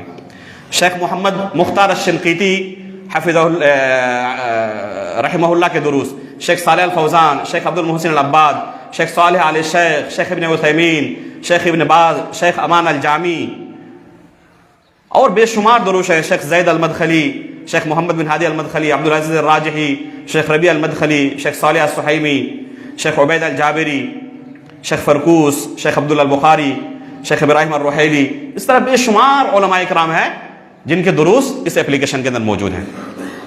آپ کلک کریں استاد کے نام پر، ان کے تمام دروس آ جائیں گے، بلکہ عناوین کے ساتھ. مثلا 1 گھنٹے کا کوئی درس ہے اور اس درس میں انہوں نے مان لیجیے کہ 10 الگ الگ موضوعات پر گفتگو کی ہے، تو عنوان کے ساتھ اس میں الگ الگ اس کو کلپس کو الگ کر دیا گیا ہے. اب اس کے صرف عنوان پر ہی کریں، وہاں سے وہ شروع ہو جائے گا. مثلا 45 منٹ کے بعد سے وہاں پر شیخ نے گفتگو کرنا شروع کی ہے، وہ فوراً 45 منٹ کے بعد پہنچ جائے گا اور وہی آپ کو حصہ سنائے گا جس کی آپ کو ضرورت ہے. تو بہترین اپلیکیشن ہے. اس طرح آپ چاہیں تو یہاں سے بھی علم حاصل کر سکتے ہیں. تو علم کا راستہ کبھی رکتا نہیں ہے. اس لیے آپ نے علم حاصل کیا، عمل کیا، اب لوگوں کو دینا بھی شروع کریں. دعوت و تبلیغ کے میدان میں آئیں، جو آپ کی استطاعت ہے اس استطاعت کے مطابق، اور ہر ایک کو اپنی حد معلوم ہونی چاہیے. کس طرح کے مسئلے میں مجھے بولنے کی اجازت ہے اور کس طرح کے مسائل پر بولنا میرے لیے مناسب ہے، اس کا علم ہونا چاہیے. صحابہ کرام کے تعلق سے آپ پڑھیں، ان کے پاس سوالات آتے اور کیا کرتے، اپنے سے بڑے کسی دوسرے صحابی کے پاس جن کے پاس زیادہ علم ہوتا وہ بھیج دیتے ان کے پاس کہ فلاں کے پاس جا کر آپ اس سوال کا جواب لے لیں۔ افسوس کی بات ہے کہ آج ایسا نہیں ہوتا، ہر کوئی تیار رہتا ہے جواب دینے کے لیے، بلکہ جن کے پاس سب سے کم علم ہوتا ہے وہ سب سے پہلے جواب دینے کی کوشش کرتا ہے۔ علماء خاموش ہو جائے تو وہ سب سے پہلے بڑھتا ہے کہ مجھے تو اس سوال کا جواب معلوم تھا، آپ نے جواب کیوں نہیں دیا؟ اب غور کریں اس صحابی کا قصہ جو مکہ میں تھے ابھی، اور ایک خاتون آ کر کہتی ہے کہ میں نے آپ کو اور آپ کی اہلیہ دونوں کو دودھ پلایا ہے۔ اللہ کے رسول ہجرت کر کے مدینہ آ چکے تھے، کیا وہ صحابی اکیلے مکہ میں تھے؟ ان کے علاوہ کوئی دوسرا مکہ میں نہیں تھا؟ اور بھی دوسرے صحابہ کرام مکہ میں تھے، ابھی تمام صحابہ کرام ہجرت کر کے مدینہ آ نہیں چکے تھے۔ بہت سارے صحابہ کرام، یہاں تک کہ عبداللہ بن عباس رضی اللہ تعالیٰ عنہ کا گھرانہ آخری وقت میں انہوں نے ہجرت کیا تھا۔ بہت سارے مستضعفین تھے جس کا تذکرہ قرآن میں اللہ تعالیٰ نے کیا ہے المستضعفین والنساء کے تعلق سے، کہ بہت سارے لوگ فوراً اللہ کے رسول کے ساتھ ہجرت نہیں کر سکے۔ تو یہ صحابی رسول ابھی بھی مکہ میں موجود ہیں اور ان کے ساتھ اور بھی دوسرے صحابہ کرام ہیں۔ ایک خاتون آ کر کہہ رہی ہے کہ میں نے آپ کو اور آپ کی بیوی کو دونوں کو میں نے دودھ پلایا ہے۔ انہوں نے کیا کیا؟ فوراً مکہ سے مدینے تک کا سفر کیا اور اللہ کے رسول سے آ کر ڈائریکٹ اس سوال کا حل پوچھا۔ آج ہم میں سے کوئی ہوتا تو کیا کرتا؟ خود ہی حل کر، میں بھی صحابی ہوں، میرے پاس بھی علم ہے، مدرسے کی ڈگری تو میرے پاس بھی ہے، مفتی میں بھی ہوں، فوراً خود ہی فتویٰ دے لیتا۔ زیادہ سے زیادہ اپنے آس پاس کے دو چار لوگوں سے پوچھ لیتا اور عمل کر لیتا، گرچہ شک و شبہ ہو۔ اس طرح کوئی سفر کرتا ہے آج کل علم کے لیے، کسی ایک مسئلے کی جانکاری کے لیے؟ کیا ہمارے سلف صالحین کے قصوں میں ہمارے لیے ہدایت نہیں ہے؟ اس صحابی نے فوراً مدینے تک کا سفر کیا۔ اگر ظاہراً کتاب و سنت کو جیسے آج لوگ کرتے ہیں نا، انٹرنیٹ میں فوراً سوال داخل کیا اور جو جواب ملا فوراً عمل کر لیا۔ آج انٹرنیٹ سب سے بڑا مفتی بنا ہوا ہے، گوگل سب سے بڑا مفتی ہے، اور انٹرنیٹ اور گوگل کو دیکھ کر لوگ مفتی بنے ہوئے ہیں۔ انہوں نے اگر ظاہری نصوص کو دیکھا ہوتا اور اس مسئلے کا حل کیا ہوتا تو کیا کہتے کہ گواہی کے لیے کتنے لوگوں کی گواہی کی ضرورت ہے؟ کسی مسئلے پر فیصلہ کرنا ہو کتنے لوگوں کی گواہی کی ضرورت ہے بتائیں؟ 2 لوگوں کی گواہی کی ضرورت ہے۔ اگر گواہی دینے والا ایک ہو تو اس کی گواہی معتبر نہیں ہے۔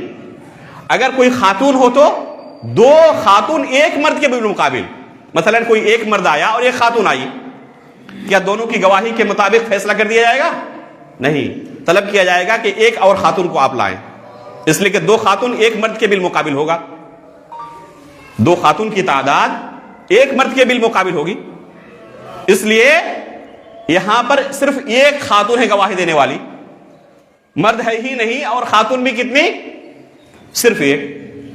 اگر ظاہر نصوص کو دیکھ کر فیصلہ کیا ہوتا تو کہتا کہ آپ کی گواہی تو معتبر نہیں ہے شرعی اصول کے مطابق، اس لیے آپ کی گواہی کو میں قبول نہیں کرتا، اپنی اسی بیوی کے ساتھ زندگی گزار رہے ہوتے۔ لیکن انہوں نے ایسا نہیں کیا۔ سب سے بڑے عالم موجود ہیں، گرچہ سفر کرنا پڑے 500 کلومیٹر۔ اس زمانے میں راستے آج کی طرح ہموار نہیں تھے، کئی دن لگ جاتے سفر کرنے کے لیے، لیکن انہوں نے یہ مشقت برداشت کی، اللہ کے رسول کے پاس گئے۔ اللہ کے رسول نے کیا کہا؟ کیف وقد قیل۔ جب ایک خاتون خود اپنے بارے میں گواہی دے رہی ہے کہ میں نے خود دودھ پلایا ہے تو کیسے آپ اس بیوی کے ساتھ رہ سکتے ہیں؟ فوراً اس صحابی نے اس خاتون کو طلاق دے دی۔ غور کریں کہ آج انٹرنیٹ اور گوگل سے پوچھا ہوتا اس نے جواب تو اسی کے ساتھ زندگی گزار رہا ہوتا، لیکن عالم دین کے پاس جانے کے بعد ایک عالم کے پاس جو نظر ہوتی ہے ایک عام شخص کے پاس وہ نظر کبھی بھی نہیں ہو سکتی۔ مسئلے کی سنگینی کا علم ایک عام شخص کے پاس جو علم کا جھوٹا دعویٰ کرتا ہے اس کے پاس کبھی ہو ہی نہیں سکتی۔ اللہ رب العالمین کا فرمان ہے انما یخشی اللہ من عبادہ العلماء، کہ حقیقت میں اللہ رب العالمین سے ڈرنے والے علماء ہوتے ہیں۔ کسی مسئلے میں جب انہیں زبان کھولنی ہو تو ان کا دل کانپ رہا ہوتا ہے۔ صحابہ اکرام کے پاس کوئی سوال لے کر آتا، اپنے سے بڑے صحابی کی طرف احالہ کر دیتے، ان کے پاس پوچھو، اس طرح گھومتے گھومتے گھومتے پہلے صحابی کے پاس آ جاتے. جب مجبور ہو کر انہیں جواب دینا پڑتا تو کیا کہتے کہ ان کا چہرہ سرخ ہو جاتا. جواب دینے کے بعد کہتے او کما قال رسول اللہ صلی اللہ علیہ وسلم, شاید کہ اللہ کے رسول نے ایسا ہی کہا تھا. ڈرتے ڈرتے جواب دیتے. اللہ کے فضل و کرم سے ہر زمانے میں علماء حق موجود رہے ہیں.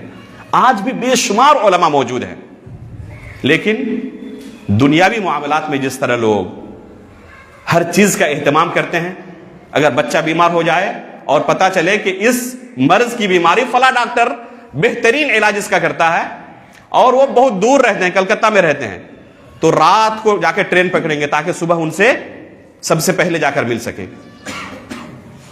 وہاں پر اور بھی بہت سارے ڈاکٹرز موجود ہیں, کسی دوسرے کو نہیں دکھائے گا, اسی کے پاس دکھانا ہے. گرچہ بھیڑ ہو, ایک دن رہنا پڑے تب انتظار کرے گا, نہیں انہی کے پاس دکھانا ہے. اس طرح کا اہتمام دینی معاملے میں ہم کرتے ہیں؟ کوئی کرتا ہے؟ کیونکہ ہمارے پاس یہ شریعت سب سے سستی چیز ہے, اس کی اہمیت ہمارے پاس نہیں ہے. اس لیے میرے بھائیوں, ضرورت ہے کہ ان مسائل کو, جس کی پیشین گوئی, جس فتنے کی پیشین گوئی اللہ کے رسول نے کی تھی, سلف صالحین نے ہمیشہ ہر زمانے میں جس کی تحذیر کی تھی, اور ایک دو نصوص نہیں ہے, اور یہ کوئی مختلفی مسئلہ نہیں ہے جس میں آپ کہہ سکیں کہ گنجائش نکل سکتی ہے. ہر زمانے میں متفق علیہ مسئلہ رہا ہے کہ ایسے لوگوں سے علم حاصل نہیں کیا جائے گا جو حقیقت میں خود اہل علم میں سے نہ ہو. لیکن افسوس کی بات ہے کہ آج ایسے لوگوں کو اسٹیج دیا جاتا ہے, مفتی بنا کر پیش کیا جاتا ہے, داعی بنا کر پیش کیا جاتا ہے, ایسے لوگوں کی پیٹھ تھپ تھپائی جاتی ہے. یہ بہت ہی افسوسناک صورتحال ہے. خصوصاً اگر اہل علم میں سے کوئی ان کی تائید کرے تو یہ اور زیادہ افسوسناک بات ہے. اس لیے میرے بھائیوں, آپ کے اوپر جو اللہ رب العالمین نے ذمہ داری عائد کی ہے, اس ذمہ داری کو سمجھیے اور اس کا حق ادا کرنے کی کوشش کیجیے. اگر آپ نے یہ ذمہ داری ادا نہ کی تو جس طرح دوسری نعمتوں کے بارے میں ہم سے سوال کیا جائے گا, لَتُسْأَلُنَّ يَوْمَئِذٍ عَنِ النَّعِيمِ, تو اس نعمت کے بارے میں بھی ضرور پوچھا جائے گا. اس لیے اس نعمت کے بارے میں ہمارا جواب کیا ہوگا, ہمیں اس کی تیاری اسی وقت کرنی چاہیے. تھوڑا پانی ملے گا.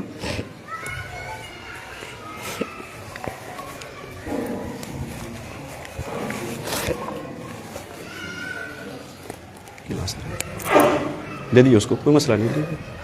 کوئی مسئلہ نہیں.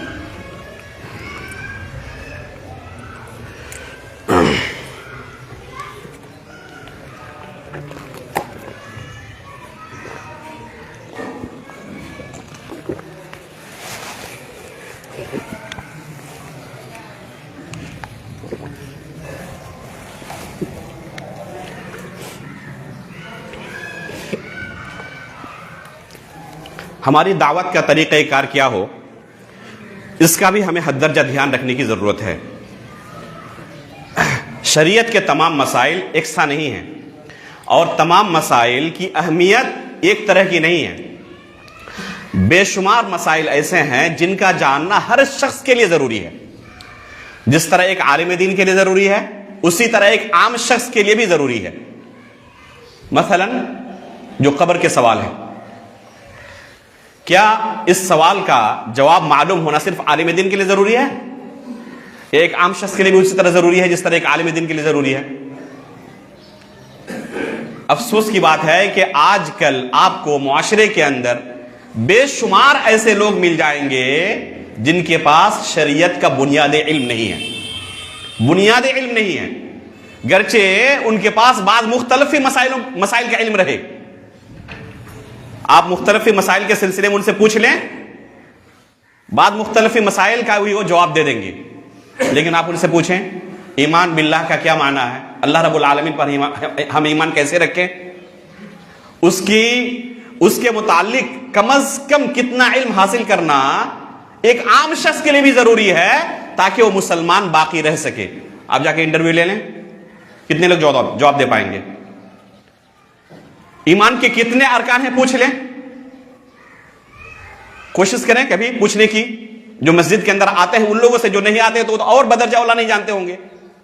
آدھے لوگوں کو پائیں گے کہ مسئلے کا علم نہیں ہے, ایمان کے کتنے ارکان ہیں اسی کا علم نہیں ہے.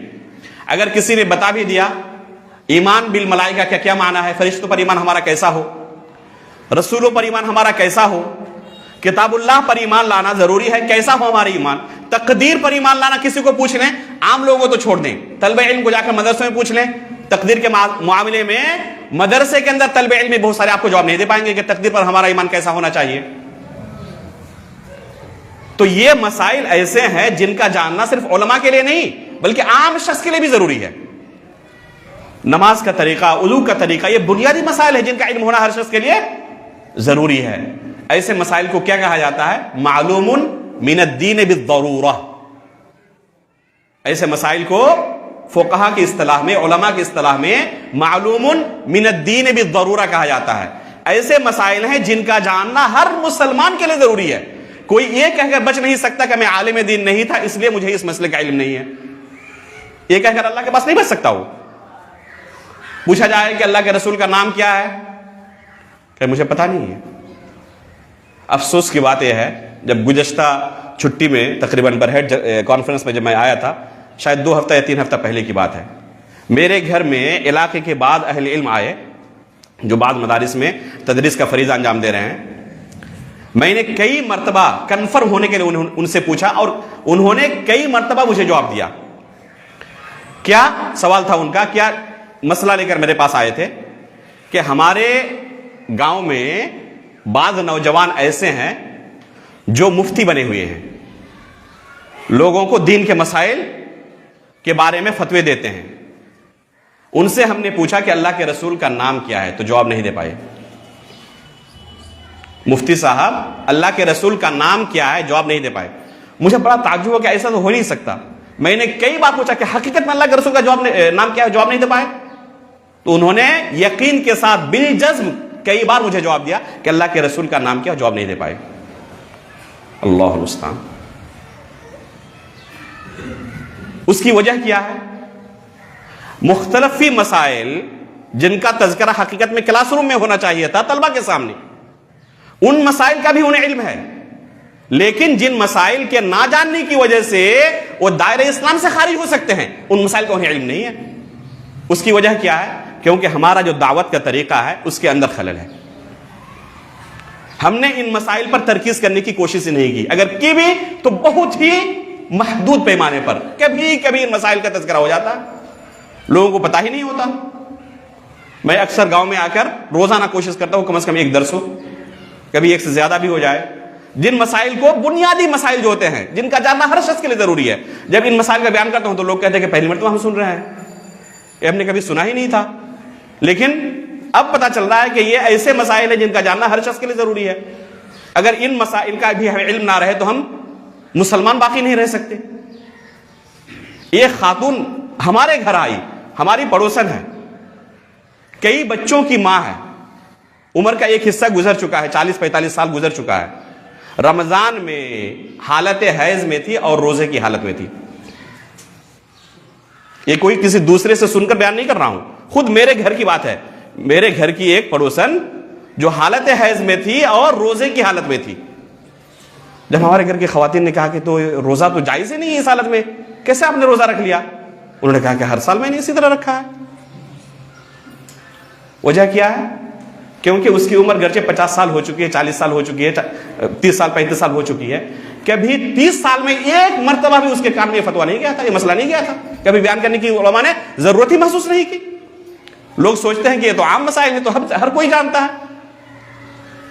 تو میرے بھائیوں، دعوت کن چیزوں کی دینی ہے، کون سی چیزیں اہم ہیں، اس کا ہمیں علم ہونا چاہیے۔ تقدیم الاہم فالاہم، جو سب سے بنیادی مسائل ہیں ان کا اعادہ بار بار کریں، گرچہ آپ اس سے پہلے ہی کر چکے ہیں،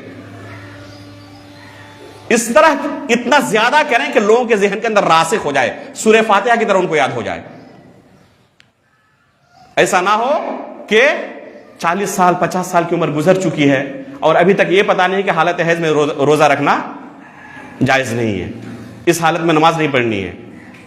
تو ظاہر سی بات ہے کہ اس خاتون کی کوتاہی سے کہیں زیادہ ہماری کوتاہی ہے۔ جنابت کا طریقہ، غسل جنابت کا کیا طریقہ ہے، یہ ایسا مسئلہ ہے جس کی ضرورت ہر شخص کو پڑتی ہے۔ غسل جنابت کا صحیح طریقہ کیا ہے، اس کی ضرورت کیا صرف علماء کو پڑتی ہے یا عام لوگوں کو بھی پڑتی ہے؟ ہر کوئی غسل جنابت کرتا ہے۔ اب جا کے پوچھ لیں کہ کتنے لوگوں کو پتا ہے غسل جنابت کا طریقہ؟ آپ اکثر و بیشتر کو پائیں گے کہ پتہ نہیں ہے غسل جنابت کا کیا طریقہ ہے۔ تو ان مسائل کو جو بنیادی مسائل ہیں شریعت کے، جس کے ذریعے ایک شخص اپنے دین کو، اپنے ایمان کو محفوظ رکھ سکتا ہے، فلا تموتن الا وانتم مسلمون، ہر خطبے میں ہم سنتے ہیں کہ تمہاری وفات کس حالت میں ہو؟ اسلام کی حالت میں ہو، تو کم از کم اپنے آپ کو مسلمان باقی رکھیں۔ کوئی ایسا کام ہم سے تو نہیں ہو رہا ہے جس کی وجہ سے ہم دار اسلام سے خارج ہو جائیں۔ نواقض اسلام شیخ محمد بن عبد الوہاب رحمہ اللہ کی ایک پتلی سی کتاب ہے، ایک صفحے کی، فقط ایک صفحے کی ایک کتاب ہے۔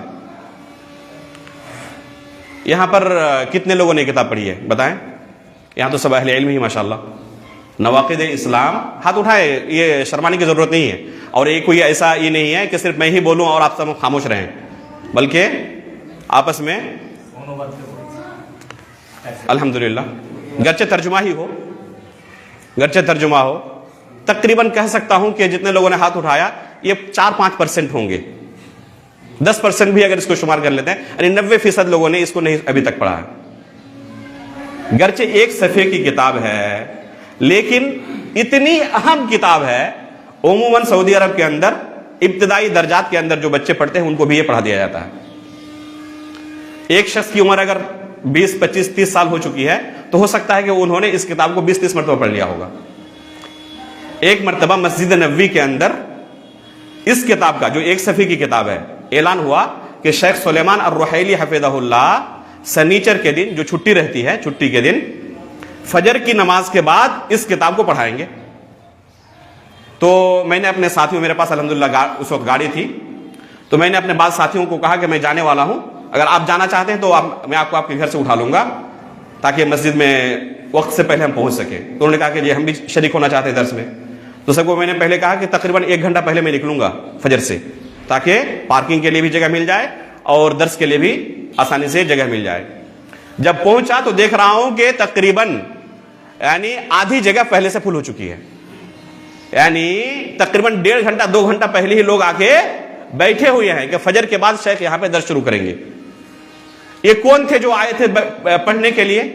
یا تو ماجسٹر میں پڑھ رہے تھے، دکترا میں پڑھ رہے تھے، اور بے شمار لوگ ایسے تھے جو خود پروفیسر تھے یونیورسٹی کے اندر۔ وہ ایک صفحے کی کتاب جو ابتدائی درجات میں پڑھائی جاتی ہے وہ پڑھنے کے لیے آئے ہوئے تھے۔ اور آج ہماری حالت کیا ہے؟ ہم داعی ہیں، دوسرے لوگوں کی بات ہی چھوڑ دیں کہ نواقض اسلام کا ان کے پاس کتنا علم ہوگا، ہم مدرسوں کے پروڈکٹ ہیں، فراغت ہو چکی ہے یا پڑھ رہے ہیں، لیکن ابھی تک ہم نے اس کتاب کو دیکھا بھی نہیں۔ یہ کون سے مسائل ہیں؟ نواقض اسلام۔ جس طرح نواقض وضو ہے نا، کن چیزوں سے وضو ٹوٹ جاتا ہے ہر ایک کو معلوم ہے، لیکن کن چیزوں سے اسلام ٹوٹ جاتا ہے ہمیں اس کا علم نہیں ہے۔ تو یہ افراط و تفریط کی دلیل ہے کہ بعد ایسے مسائل ہم اتنا زیادہ اس کا سماج کے اندر، معاشرے کے اندر، اپنی تقریروں میں، اپنے اجلاس میں تذکرہ کرتے ہیں جو حقیقت میں مختلف مسائل ہیں، اور ان کا تذکرہ کلاس روم کے اندر یا اہل علم کے درمیان ہونا چاہیے تھا، لیکن ہم اپنے خطبوں میں اور عوامی مجلسوں میں ان کا تذکرہ کرتے ہیں۔ میں منع نہیں کر رہا ہوں کہ ان کا تذکرہ نہیں ہونا چاہیے، تعلیم لوگوں کو دینی چاہیے، لیکن ان سے کہیں زیادہ اہم یہ مسائل ہیں جس سے اسلام کے اندر کم از کم ہم باقی تو رہ سکے، کہیں ہمارا اسلام تو ٹوٹ نہیں رہا۔ جس طرح وضو کی حفاظت ہم کرتے ہیں اور ان مسائل کو سیکھتے ہیں جن سے وضو ٹوٹ جائے، اس طرح وہ مسائل، وہ اعمال جس سے ہمارا اسلام ٹوٹ سکتا ہے، جو ناقض اسلام ہے، ان کے بارے میں علم حاصل کرنا اسی طرح ضروری ہے۔ تو یہ ہے تقدیم الاہم فالاہم، کہ کن چیزوں کا ہمیں تقدیم کرنا ہے، تذکرہ کرنا ہے لوگوں کے سامنے، اس کا ہمیں علم ہونا چاہیے۔ اس کے بعد ہے بڑے بڑے جلسوں، کانفرنسوں کی افادیت اپنی جگہ مسلم ہے، اس کے خاص فوائد حاصل ہوتے ہیں، خصوصاً اس ملک کے اندر جہاں پر غیر مسلموں کی تعداد ہم سے کہیں زیادہ ہے، اسلامی ہیبت بیٹھتی ہے، لوگوں کو پتہ چلتا ہے کہ مسلمان ہیں اس ملک میں، زندہ ہے، مردہ نہیں ہے، ان کی بھی چہل پہل ہے، بہت سارے فوائد ہیں، اس میں کوئی شک نہیں ہے۔ لیکن جہاں تک لوگوں کو دین کی تعلیم دینا ہے، لوگوں کو دین سکھانا ہے، تو اس طرح بڑے بڑے کانفرنسوں سے اور بڑے بڑے اجلاس سے حقیقت میں لوگوں کو دین نہیں سکھا سکتا۔ لوگوں کو دین سکھانا ہے تو اس کا طریقہ یہ ہے کہ مسجد سے اس کی شروعات ہو، بلکہ مکتب سے اس کی شروعات ہو۔ ہر مسجد کے اندر مکتب کا انتظام ہونا چاہیے۔ دوسری چیزوں میں، فالتو کاموں میں ہم لاکھوں خرچ کر دیتے ہیں، اس کا بہترین منظم شکل میں انتظام کریں، ہر گھر سے چندہ ہو اور وہ مکتب کے لیے اور مسجد کے اندر دروس کے لیے معمولی پیسہ بھی اگر لوگ دیں تو بہترین انداز میں، بلکہ ایک کانفرنس میں، ایک اجلاس عام میں جتنا خرچ ہوتا ہے اسی پیسے سے سال بھر کا آپ انتظام کر سکتے ہیں۔ مسجد کے اندر دعوتی اور یہ دین سکھانے کا سسٹم، آپ ایک اچھے سے بہترین سے اہل علم کو رکھیں مسجد کے اندر امام کے طور پر اور خطیب کے طور پر، ان کو روزانہ یا کم از کم ہفتے میں 2 دن 3 دن درس کے لیے نماز کے بعد 15 منٹ 10 منٹ کے لیے مکلف کریں، اور مہینے کے اندر ایک اجتماع رکھیں جس میں گاؤں کے تمام لوگوں کی حاضری ضروری ہو۔ اس طرح جماعت کے اندر فیصلہ کریں کہ اس اجتماع میں حاضر رہنا، اللہ کہ کسی کے پاس بہت زیادہ شرعی عذر ہو، کوئی گھر میں بیمار ہو، اسپتال میں ہو، الگ بات ہے، لیکن اس دن حاضر ہونا ضروری ہے ہر ایک کے لیے۔ اور کسی اچھے عالم دین کا جو آ کے منورنجن کرتے ہیں، ایسے لوگوں کا نہیں، جن کے پاس حقیقت میں شریعت کا علم ہے، گرچہ زبان کے اندر وہ چرب زبان نہ ہو لیکن شریعت کا جن کے پاس علم ہے، ان کو بلائیں اور مغرب سے لے کر عشاء تک فقط مسجد کے اندر درس رکھیں۔ الگ سے اسٹیج سجانے کے لیے پیسہ خرچ کرنے کی ضرورت نہ ہو، مائکنگ کے لیے ضرورت نہ ہو، لائٹنگ کے لیے پیسے خرچ کرنے کی ضرورت نہ ہو، مسجد کا مائک کافی ہو اور ایک ٹیبل اور ایک کرسی کافی ہو، اور زیادہ سے زیادہ آج انٹرنیٹ کا زمانہ ہے، ریکارڈنگ کر لیں تاکہ دوسرے لوگ بھی فائدہ اٹھا سکیں، یا خود آپ اس درس کو بعد میں سننا چاہیں اسے سن سکیں۔ اس میں معمولی خرچ پر زیادہ سے زیادہ ایک خطیب کو آپ باہر سے بلائیں گے تو ان کی ضیافت کرنی پڑے گی، ہو سکتا ہے کہ گاؤں میں کسی کوئی ذمہ داری لے لے کہ اس ہفتے میں، اس مہینے میں میں کروں گا، اس مہینے میں میں کروں گا۔ معمولی خرچے پر، خطیب کا خرچ جو ہوتا ہے اس خرچے پر آپ بہترین انداز میں یہ جزاکم اللہ خیر۔ تو اس طرح آپ انتظام کریں، اس سے جو گاؤں کے اندر دینی رجحان پیدا ہوگا ان جلسوں کے اندر آپ کو پیدا نہیں کر سکتے۔ کم از کم لوگ مسلمان ہو کر مریں گے، دین سے خارج تو نہیں ہوں گے، کم از کم ان بنیادی مسائل کو انہیں علم ہوگا۔ جب بار بار تذکرہ کیا جائے گا تو اس کا اہتمام کرنے کی کوشش کریں۔ موجودہ دور میں جو فتنے ہیں، آپ اہل علم ہیں، آپ کو ان کی جانکاری ہونی چاہیے کہ اس زمانے میں اہل سنت والجماعت، سلفیت، اہل حدیثیت کن فتنوں سے جھوج رہی ہے، کن فتنوں سے ان کا مقابلہ ہے۔ ہر زمانے میں فتنے رہے ہیں، امام احمد بن حنبل رحمہ اللہ کے زمانے میں، امام بخاری رحمہ اللہ کے زمانے میں، اس سے پہلے صحابہ اکرام کے زمانے میں، قدریہ کا فرقہ صحابہ اکرام کے زمانے میں ظاہر ہو چکا تھا، روافض کا فرقہ صحابہ اکرام کے زمانے میں ظاہر ہو چکا تھا، خوارج کا فرقہ صحابہ اکرام کے زمانے میں ظاہر ہو چکا تھا، جہمیہ کا فرقہ تابعین کے زمانے میں ظاہر ہو چکا تھا۔ ہر زمانے میں اس طرح کے فتنوں سے مسلمانوں کا سامنا رہا ہے۔ اللہ کے رسول کی حدیث کیا ہے؟ لا تزال طائفۃ من امتی ظاہرین علی الحق، میری امت میں قیامت تک ایک جماعت ہمیشہ اس بات پر قائم رہے گی جو حق پر ہوگی، لا یضرهم من خالفهم ولا من خذلهم، دوسرے لوگ مخالفت کریں گے لیکن ان کو کوئی نقصان نہیں پہنچا پائیں گے۔ اللہ کے فضل سے آج بھی یہ جماعت باقی ہے، اہل حدیث جماعت کی شکل میں۔ ہم یہ شرف سمجھتے ہیں، سعادت سمجھتے ہیں کہ سلف صالحین کا جو منہج تھا ہمارا منہج وہی ہے۔ اگر کوئی شخص، جس طرح ہم دوسرے لوگ اپنے کسی خاص شخص کی طرف انتساب کرتے ہیں، تمام لوگوں سے نسبت ہماری ختم کر لیں، صرف اللہ کے رسول سے، صحابہ سے ہماری نسبت باقی رکھ کے کافی ہمارے لیے۔ ہم کسی شخص کی طرف دعوت نہیں دیتے، کتاب و سنت کو سلف صالحین کے منہج پر سمجھنے کی دعوت دیتے ہیں۔ تو جو فتنے ہر زمانے میں رہے تھے اور علماء نے جس طرح مقابلہ کیا تھا، ضرورت ہے کہ ہم بھی ان فتنوں کا اسی طرح مقابلہ کرنے کے لیے پہلے علمی طور پر تیار ہو۔ جیسے کہ میں نے شروع میں کہا تھا، علم سب سے پہلے ضروری ہے۔ جیسے آج کے زمانے میں کون سے فتنے ہیں؟ جماعت اسلامی کا فتنہ، اخوانیت کا فتنہ، جو سابقہ گمراہ فرقے گزر چکے، جن کے اندر بڑی بڑی گمراہیاں تھی، جن کی وجہ سے ان کو گمراہ فرقہ شمار کیا گیا، ان تمام گمراہ فرقوں کی گمراہیاں اس جماعت کے اندر، اخوانیت کے اندر، جماعت اسلامی کے اندر جمع ہو گئی ہے۔ اور یہ جماعت ہر ایک کو معاف کر سکتی ہے سوائے اہل حدیثوں کی، سوائے سلفیوں کو۔ سب سے سخت مقابلہ اس جماعت کا کن کے ساتھ ہے؟ وہ سلفیوں کے ساتھ ہے۔ اس لیے سب سے پہلے اس کے بارے میں علم حاصل کریں کہ سلف صالحین کے منہج سے ان کا جھگڑا کن چیزوں پر ہے، کن مسائل کے تعلق سے ہے۔ پہلے علمی طور پر مضبوط بنی، اور اس کے بعد ان فتنوں سے لوگوں کو بچانے کی کوشش کریں. سب سے پہلے آپ خود بچیں گے اور پھر لوگوں کو بچانے کی کوشش کریں. اسی طرح اسکول کالج کے بہت سارے بچے, میرے بعض رشتہ دار جو پڑھ رہے تھے, انہوں نے خود بیان کیا کہ ان کے پاس بھی یہ لوگ آئے تھے. شکیل بن حنیف کا فتنہ سنا آپ لوگوں نے؟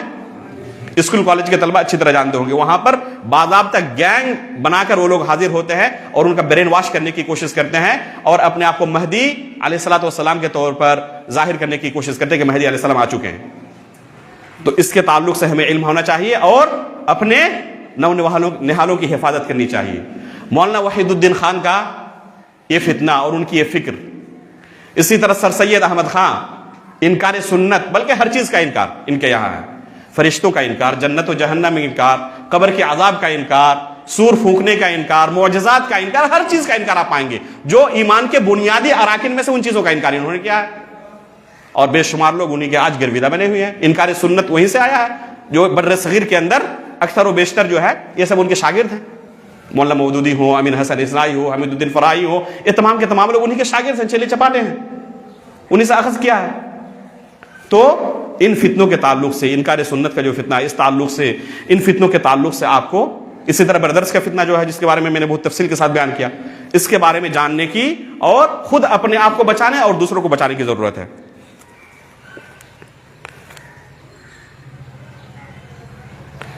ایک اور اہم چیز, اور اسی کے ساتھ میں ختم کروں گا, وقت بھی ختم ہو چکا.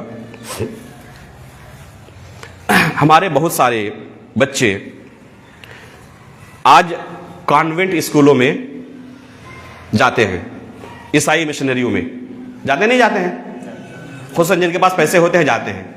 یہ بچے جا کر وہاں پر سب سے پہلے کس چیز کو کھوتے ہیں؟ غیر شعوری طور پر اپنے دین کو سب سے پہلے کھوتے ہیں. تعلیم کے نام پر اپنے بچوں کو ہم نصرانیت سکھا رہے ہوتے ہیں ان اسکولوں میں. اسی طرح سنتھال کا علاقہ ہے, یہ ہمارے آس پاس سنتھالی قوم موجود ہے, تو ان کے تعلق سے بھی صحیح دعوت پہنچانے کی ہمیں ضرورت ہے. آج کل نصرانی گروہ جو ہیں, وہ جماعتیں حد درجہ سرگرم ہیں ان کے درمیان دعوت کے سلسلے میں. یہاں تک کہ شیخ عبد المعید صاحب جو مرکز السلام کے مدرس ہیں, جب وہ اپنا لکھ رہے تھے ماجسٹر کا مقالہ, تو اس وقت بیان کر رہے تھے کہ سنتھالی زبان میں نصرانیوں نے ڈکشنری تیار کر دی ہے.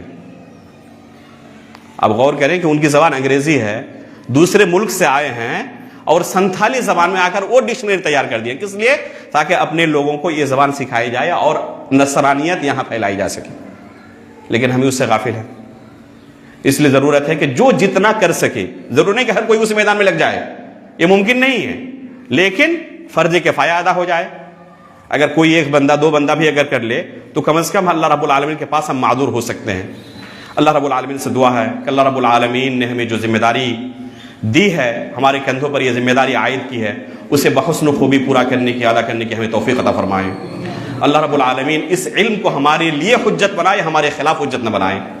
اس علم کے مطابق سب سے پہلے خود ہمیں عمل کرنے کی توفیق عطا فرمائے اور اس کی طرف دوسروں کو دعوت دینے کی توفیق عطا فرمائے. اس کے راستے میں جو مصائب اور مشکلات پیش آئیں ان پر ہمیں صبر کرنے کی اللہ تعالیٰ توفیق عطا فرمائے. ایمان کی حالت پر ہماری وفات ہو اور نبیین, صدیقین, شہداء و صالحین کے ساتھ ہمارا حشر ہو. آمین. تقبل رب العالمین. وصلی اللہ علی نبینا محمد.